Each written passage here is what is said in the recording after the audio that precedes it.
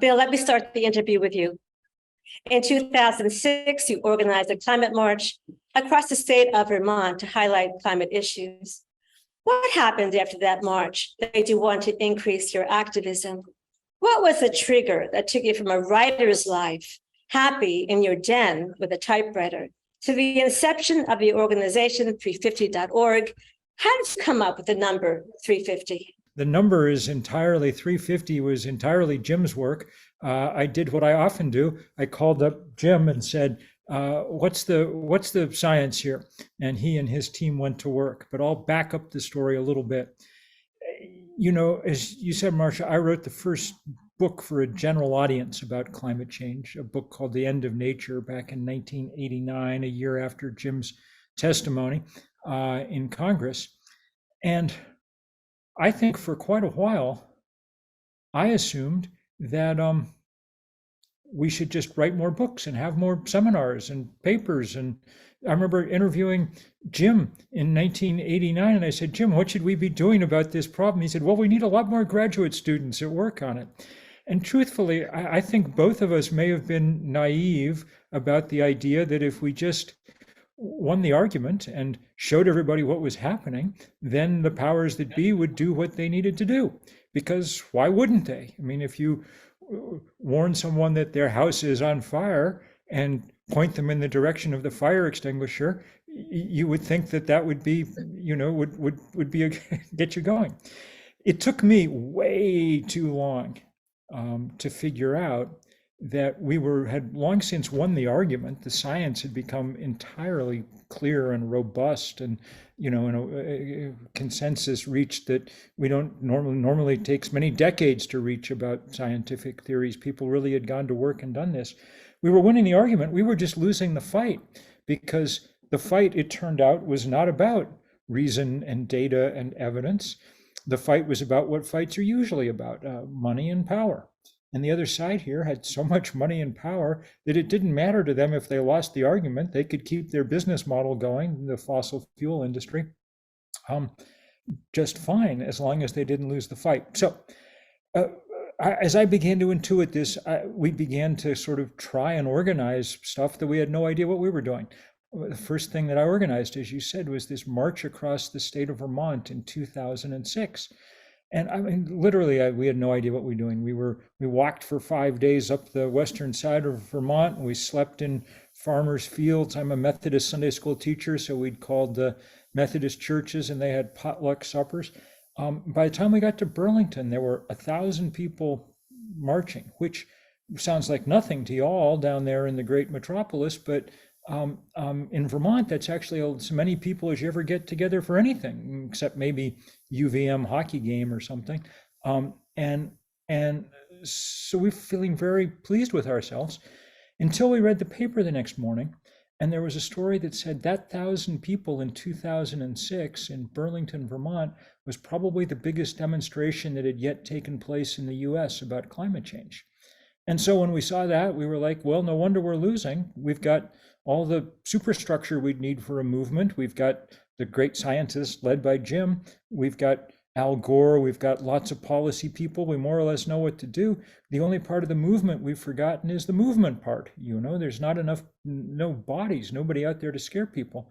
That's when we started organizing 350.org, me and 7 college students. It took its strange name from a number that I asked Jim for, and the number is the highest, even remotely safe level of CO2 in the atmosphere measured in parts per million. And he produced a paper, he and his team, for American Geophysical Union in December of 2008, I want to say, called Target CO2, that put that number out there.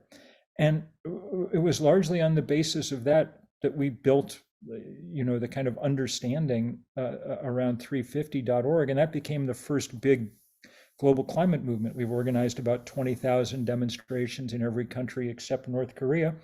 And just to bring the story to its sort of close, more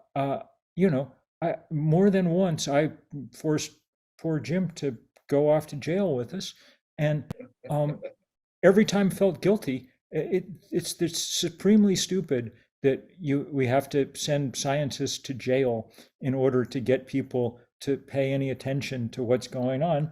But we do, and it's got to continue going on, which is why we're now doing, now that I'm an old person, we're now doing this third act, organize old people like me, people over 60, in this fight. And we're having great good luck with tens of thousands of people. And right now our big target is the big banks, Citi, Chase, Wells Fargo, Bank of America, that continue to lend hundreds of billions of dollars to the fossil fuel industry. So that's our small part of all of this. But of course, it does all go back to Jim and the original science around this, and the original sort of political courage to get it out in front of people, for which we should remain extraordinarily, extraordinarily grateful. Thank you so much, Bill. Let me ask you the same question, Dr. Hansen. You were arrested 3 times protesting mountaintop removal in West Virginia. In 2013, you were arrested in front of the White House protesting Keystone XL. Why did you choose civil disobedience over your laboratory?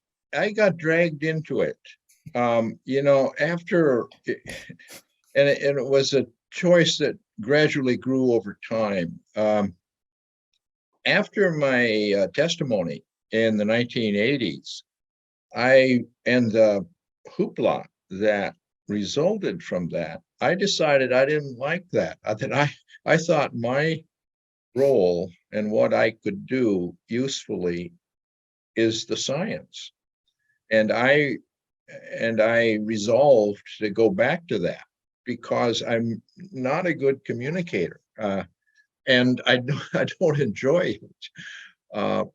So I decided I would refer media to my friend Steve Schneider, who's a very good communicator, and Michael Oppenheimer, who's also a good communicator. And I stuck to that decision for 15 years until 2004, by which time, similar to Bill, I think that it was becoming clear that the science was having no impact, no substantial impact, even though there was this United Nations organization, Intergovernmental Panel on Climate Change, but it just reported on the climate, and governments were not taking any actions that would actually alter our dependence, our growing dependence and growing emissions of fossil fuels. And so, and I had the opportunity to speak to Vice President Cheney and 6 cabinet members in the first the younger Bush administration's first term, and realized that we're not having any impact. So I decided to give a public talk, thinking that I could get attention like I got in 1988, and recommend to people that they vote for the alternative, John Kerry. Well, of course, I had no impact. I did give my talk, and it angered the Bush administration. And the next year, there were calls from the White House to NASA headquarters asking, telling them to shut me up, in effect. And it had the opposite effect, because I informed Andy Revkin at the New York Times about the restrictions that had been placed on my public speaking. And that then caused a hullabaloo, and resulted in me being asked to speak at universities. And that's how I got dragged into the public. When I gave a talk at Virginia Tech, and the students told me about mountain man on Cayford Mountain, near Coal River Mountain, who refused to sell his cabin to the coal company. They suggested I should meet him. And I initially resisted, but then when I got a telephone call asking me to come to a rally to draw attention to this mountaintop removal, which is an awful practice where they use bulldozers to push the tops off of these West Virginia and Virginia, Kentucky mountaintops into the valleys, making local pollution as well as just to get at a small amount of coal. Anyway, so I did that, and in the process got arrested for the first time. And meeting these people. Larry Gibson was the mountain man's name. But meeting these people who are putting so much on the line in their personal lives, it ended up dragging me into the similar activities. And when Larry wanted to have a demonstration in front of the White House, I agreed to do that, and we got arrested again. And so it's happened 5 or 6 times. But anyway, that's how I got dragged into it by these other people. Thank you for all your activism, Dr. Hansen. Bill, in your book, The End of Nature, you wrote, "We have substantially altered the Earth's atmosphere. If you climbed to the top of a mountain in 1960 and sealed a bottle of air and did the same thing this year, the 2 samples would be substantially different. When we look at the sky and the sea, we think we're seeing the same Earth that we grew up with, but it's a different planet. It feels like the Twilight Zone to realize that we're living in a different physical dimension. Isn't that what makes global warming so difficult to comprehend? Everything familiar looks the same, but everything has changed. Bill, how do we fight an invisible enemy?" Either the good news or the bad news is it's not so invisible anymore. This was the grave problem 35 years ago when we were starting out, trying to raise. It was very hard to get people to focus because it wasn't obvious what was. You couldn't see what was going on. Now, sadly, you can see it. We have across the Western United States, fire season stretches all year, and our big cities often, their mayors or governors have to tell people to stay inside because the wildfire smoke has gotten so bad. On the cities of the East Coast, Southeast, we increasingly have this sunny day flooding events because sea level has gotten high enough that it doesn't even take a hurricane to bring water into the streets. In the Northeast, we have big increases in these storms that drop lots of talk about climate change are the guys who have to run the Department of Works and Bill, you froze again for a minute. I'm sorry. Can you hear me now? Can you hear me now? The DPW guys spent Jim can hear me, so Jim and I will just continue our conversation right now. Yes, now we can hear you. The DPW guys have to rip out the old culverts and put 14-inch culverts and put in 18-inch ones because the old book doesn't work anymore. And this is in the United States where wealth insulates us from the real effects of this. Now you're in we have places like Pakistan or this Pakistan this fall with flooding that we haven't seen since Noah, or China this summer, which had a heat wave, probably the most anomalous heat wave in human history. There are weather stations in China where all 30 of their highest ever recorded daily readings came in 2022. So at this point, it's almost the opposite problem almost, in that things have gotten scary enough that we have to try and remind people that we haven't yet reached the point where it's appropriate to give up, and that there's plenty we can do still to slow things down and limit the ultimate rise of temperature. In 2019, a professor of ecology, Dr. William Ripple, circulated a petition that declared a climate emergency with more than 11,000 scientists. Today, that number is 15,000. Do you agree with them, Dr. Hansen? Are we in a climate emergency? Well, we've been in an emergency a long time.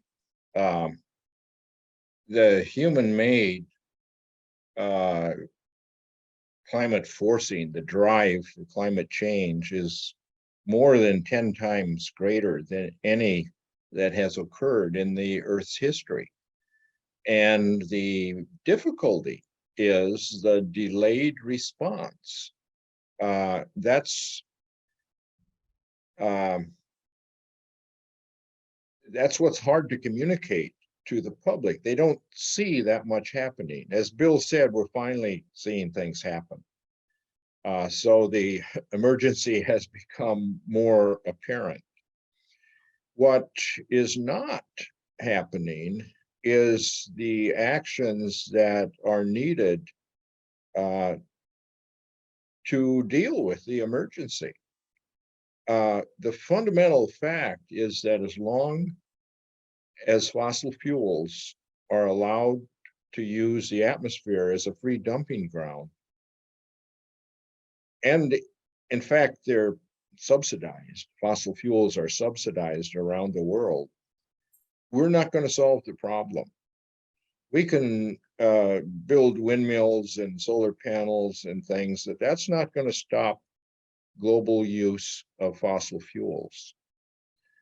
What we have to do is make the price of fossil fuels honest. And that means include their cost to society. And we're just not doing that. You know, Bill said that the Paris Agreement had some positive things. Well, it did, but the organizers said before it started that we're not going to talk about putting a price on carbon. It's, in effect, it's too complicated. It's not complicated. It's actually very simple. And if the United States would do it, we could achieve a global price on carbon because we're still the biggest economy. We can put border duties on products from countries that don't have a carbon price. And that would be the fundamental step that's needed to begin to phase down fossil fuels. But we would need to do it in a way that the public would accept. And, you know, I've been advocating for 15, I don't remember, yeah, it must be 15 years now, for a carbon fee and dividend. If you collected a fee from the fossil fuel industry at the small number of sources, the domestic mines and the ports of entry, and if you distributed, so it's easy to collect, there's a small number of sources, and it would be easy to distribute that money to the public, just an equal amount to all legal residents. You could be put on debit cards if people don't have a bank account. And that way, most of the people would actually gain money. They would see the price of gasoline going up at the pump, but they would get more than that difference in their monthly dividend. So there's no reason that this can't happen. And in fact, thousands of economists agreed a couple of years ago, yeah, that's the way you have to do it. It makes economic sense. And, you know, all the former secretaries of the Treasury and the advisors, the presidential advisors, economic advisors, they agreed also. It doesn't happen, though, because our Congress, both political parties are taking money from special interests. And I found out that until we solve that problem, we're unlikely to solve the climate problem. I met with John Kerry when he had been appointed by Barack Obama right after Obama was elected in 2008. He chose John Kerry to try to push through a climate bill to begin to address this problem. And met with Kerry in his office for an hour and talked about this carbon-free and dividend. And he ended up saying, that may be best, but I can't get one vote for that. And that's the problem. Instead, they came up with a bill several thousand pages long with giveaways to every special interest that the senators and congressmen wanted to have written into the bill. That simply won't work because those special interests include the fossil fuel industry, front and center. So I think that we need a third political party, which has its basis, its first plank in its platform is they will take no money from special interests. And we see that a party could actually function that way. In 2008, the students got out the votes for Barack Obama that allowed him to overtake Hillary Clinton. And they did it without any money. They have social media, and Obama then was taking $25 donations, but he didn't have special interests giving him money at that time. And Bernie Sanders, when he almost overtook Hillary, it was without the benefit of big special interest money. So we could have a party that would take no money from special interests, but we don't have such a party. That's what one of the bottom line of the book that I'm writing, that young people need to, they're getting interested in these issues or gun control, but they find that actually getting the sensible policies doesn't happen because of the money that the politicians are taking. And so anyway, that I think is the big fundamental issue. Dr. Hansen, I have a science question for you. With most of the world's glaciers melting at 1.2 degrees of warming, how did the UN's IPCC come up with a goal of 1.5 of warming for our planet? Why not 1.2 or 1.3? How could it be a goal to lose 90% of our coral reefs and a third of our glacial ice at that temperature? Was the IPCC wrong? Yeah, the number was wrong. And the reason it did not come out of science. There had previously been the idea of a 2-degree limit, which also had at best an improper connection to science. But the island nations and many others realized that, well, 2 degrees is actually going to be a big problem. So therefore, they wanted something smaller. And they ended up with this, well, let's try to do even better than 2 degrees. And so they said 1.5 degrees.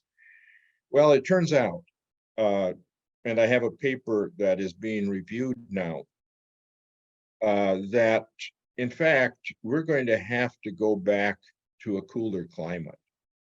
So even the 350 number that I gave Bill in 2008, that number 350 was actually less than 350. The way we always put this little sign in front of it that said, at most it's 350, you hit it, but it may be less than that. Well, it is less than that. We're going to have to go back to a climate that's no warmer than the middle of last century, and perhaps a bit cooler than that, if we want our coastal cities to remain viable on the long run. So the target needs to be even lower than 1.5 degrees. Now, how long we have to get there is still a scientific issue. But it's clear that the equilibrium response to 1.5 degrees Celsius warming is unacceptable, because that it's substantial. That's warmer than the Eemian, which is the last time that the world was warmer than today, 120,000 years ago. And sea level then was several meters higher. So we can't use that as a target. Our target is going to have to be even cooler. And it's going to take a while to get there. And the first step to get there is to phase down the fossil fuel emissions as rapidly as practical. And the only way that will happen is if they start paying their cost to society. Price has to reflect their cost. Thank you, Dr. Hansen. Bill, you recently attended a climate conference called COP27 in Egypt. What was the highlight of the conference for you? And what was the worst part of the conference for you? The worst part was that it took place in what's essentially a police state. And so it was very difficult for there to be anything like the normal flow of information and people coming in and out. And the best part was, despite that, lots of good activists managed somehow to get there. And they managed to show a great deal of solidarity with the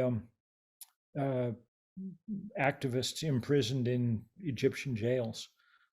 It's a reminder that people around the world have built big movements that do their best to try and stand up to unbridled power, whether it's in the form of autocratic governments or autocratic corporations. And truthfully, often autocratic governments and autocratic corporations are absolutely joined at the hip. So that was the best and the worst of it. Thank you, Bill. Dr. Hansen, although your talk to Congress in 1988 was widely reported, strangely, your talk to Congress 20 years later in 2008 was not widely reported, even though you met with our national press in 2007. It was the 20th anniversary of your 1988 talk that shook the world, and yet I could only find Annie Revkin's account in the New York Times that you advocated for a moratorium on coal-burning power plants.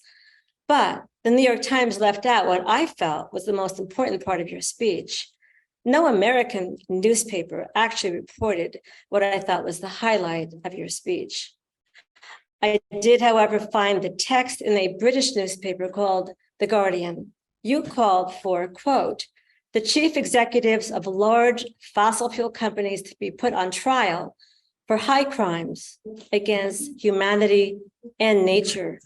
You said this in front of Congress and the press. This was 2008. You called for the CEOs of large fossil fuel companies to be put on trial. So, Dr. Hansen, how do you account for the omission of your incredible and brave statement in all of our national newspapers? Incredible, brave statements don't normally get the attention that occurred in 1988. That was because what got the attention of the public was the ongoing extreme climate anomaly in 1988. It was a tremendous drought throughout much of the United States. The Mississippi River had almost dried up. The paddle boats were stuck in the mud. And it was more than 100 degrees in Washington, D.C. on the day that I testified. There were fires that year, unusual. So it was Mother Nature that conspired to give our science report the attention that it needed.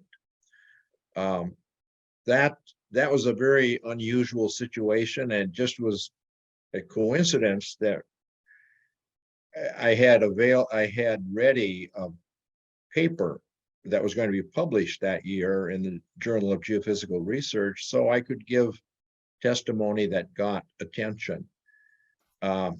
but it was this unusual combination of events, the situation in the real world that allowed the testimony to get so much attention.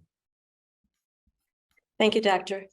Bill, the investigative group Media Matters has found that coverage of climate issues on corporate TV networks was roughly 1% of all news programming in 2021. That's 1% in a time of climate emergency.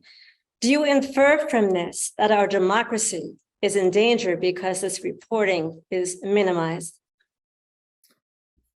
Well, our democracy is in danger for lots of reasons. I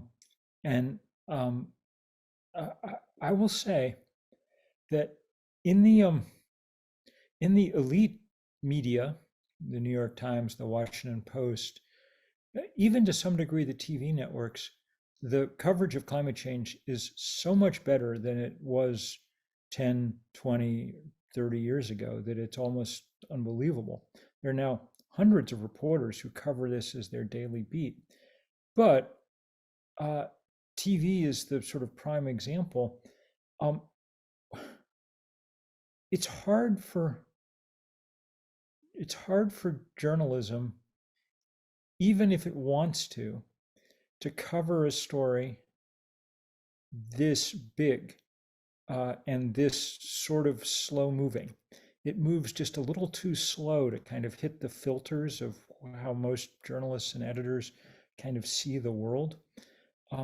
And so it's always going to be a problem, but the bigger problem is that all the good coverage that does happen, which over time helps people understand what's going on, is blurred and sort of flooded by the endless greenwashing and advertising and things of the fossil fuel industry.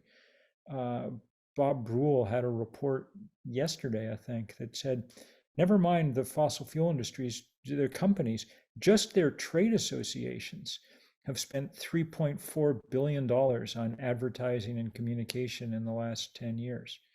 And so that steady cacophony just always serves to kind of dull the edge of the message, that their message is always the same. Things aren't so bad. We're hard at work on solutions here at Chevron, or whatever it is. It's all nonsense, but there's so much of it that it drowns out what increasingly is very fine coverage in a lot of ways of the climate issue.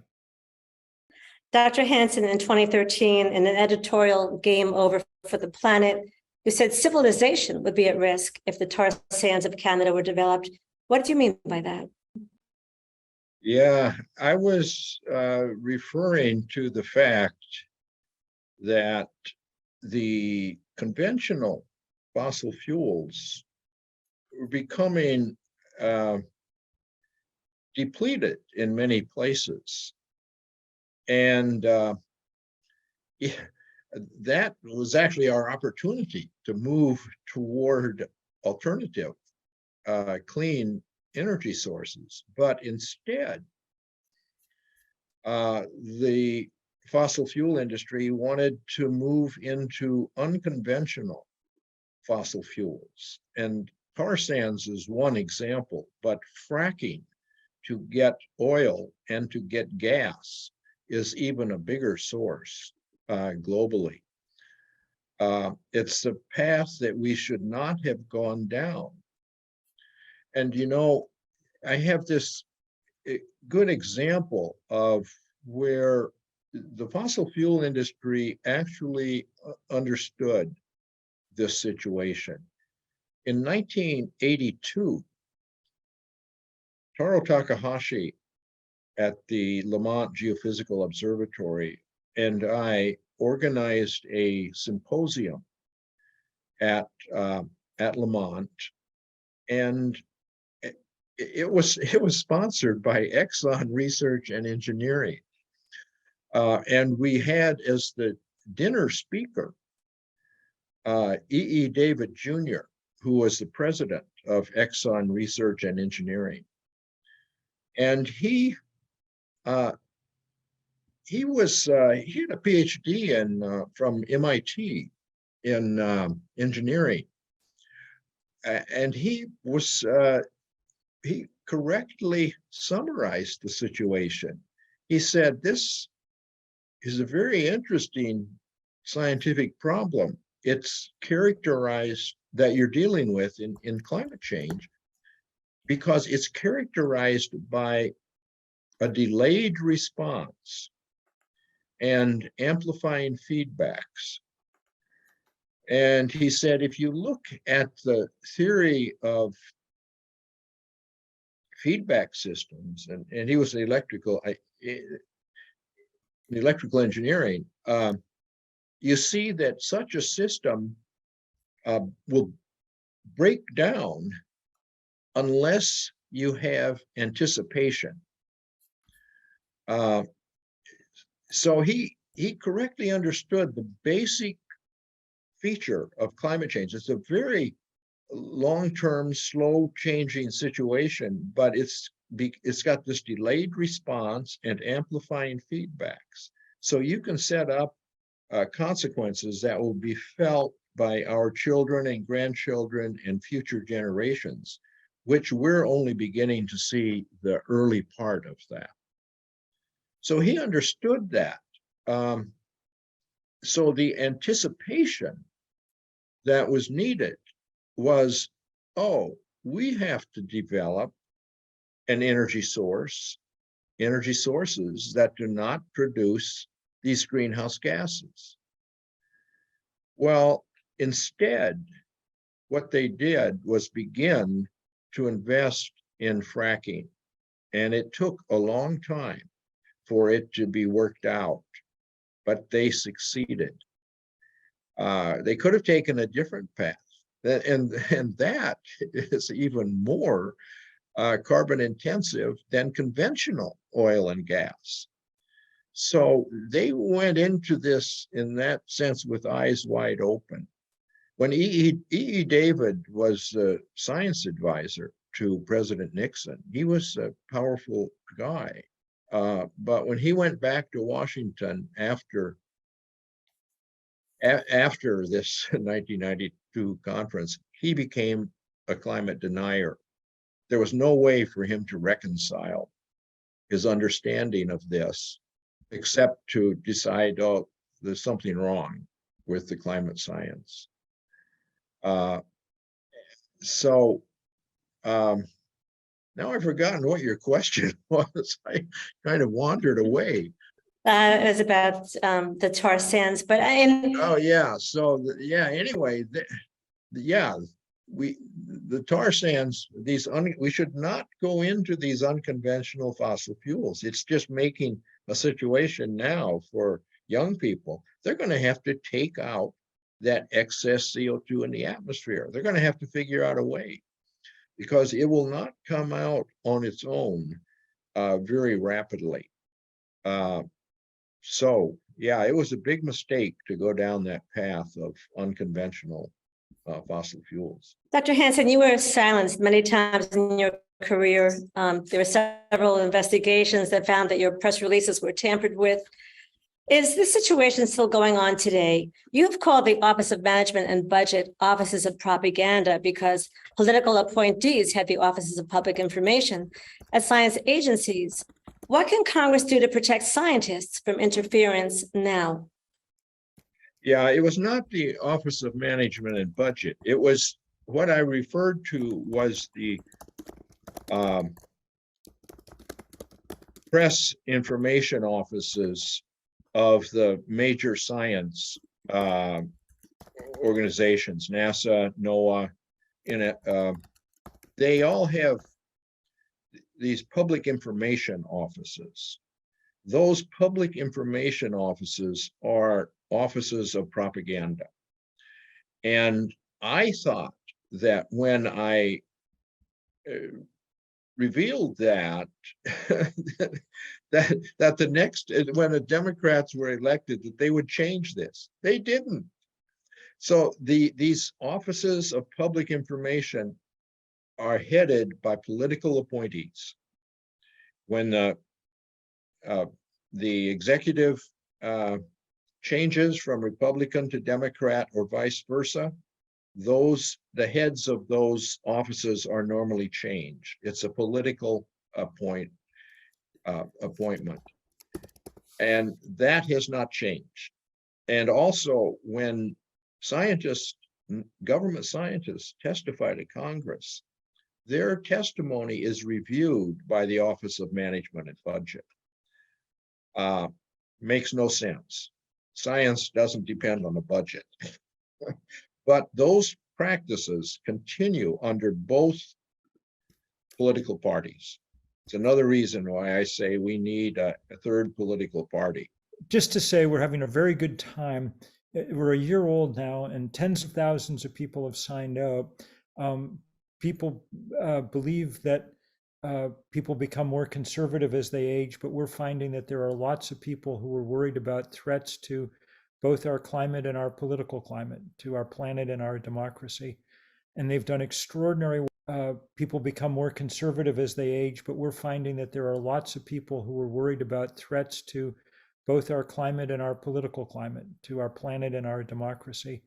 And they've done extraordinary work, written hundreds of thousands of postcards to try and defeat voter suppression, and taken on the big banks that are underwriting the fossil fuel industry. So tell your parents, tell your grandparents, we're having extraordinarily good and productive time trying to make it clear to people that we have the back of the kids who are doing such a good job of organizing for the future. And I'm sorry that I'm about to disappear here, but I'm extraordinarily grateful for your good work, Marcia. Your Money is Your Carbon is an article you recently wrote that says if you have $125,000 in the banking system like a pension plan that is being used to finance the oil and gas industry, can you explain? What we said was new data shows that just the magnitude of this. If you have $125,000 sitting in the mainstream Bill, do you hear banking us? system, I can hear you. If you have $125,000 sitting in Chase, Citi, Wells Fargo, Bank of America, being loaned out to Exxon and Chevron and things, it produces more carbon than all the cooking, heating, flying, cooling, driving that you do in the course of a year. If you're a city like New York, the money that you have sitting in the bank from tax receipts on any given day produces more carbon than all the, fire trucks and subway cars and everything else that you're running. So bringing those banks to a new place where they stop funding the expansion of the fossil fuel industry is a truly important goal. It's one of the important things that we have to do now. And if you want to join in this fight, join, if you're of a certain age, join Third Act. We just were in New York. And Bill, you're having a large action in March. In March, 32123, March 21st, 2023. We'll be outside banks all over the place. We were just in Brooklyn, sort of doing a couple of weeks ago, doing a kind of dry run of this and going back and forth between all the big banks. And there were hundreds of high school students. They were leading the march because they're somewhat sprier.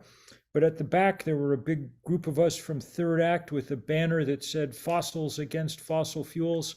So we're doing what we can to push this agenda fast. And as I sign off, let me just say thank you to you, Marcia, and thanks as always to Jim, who is the Paul Revere of this work, and we're always, always grateful for him. So see you soon, friend, and many thanks.